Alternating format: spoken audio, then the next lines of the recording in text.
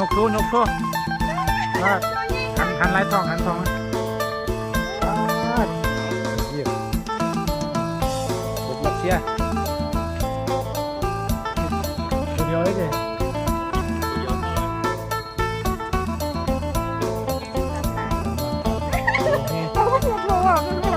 ได้ไล่ต่อไปแล้วเดี๋ยวหมดมา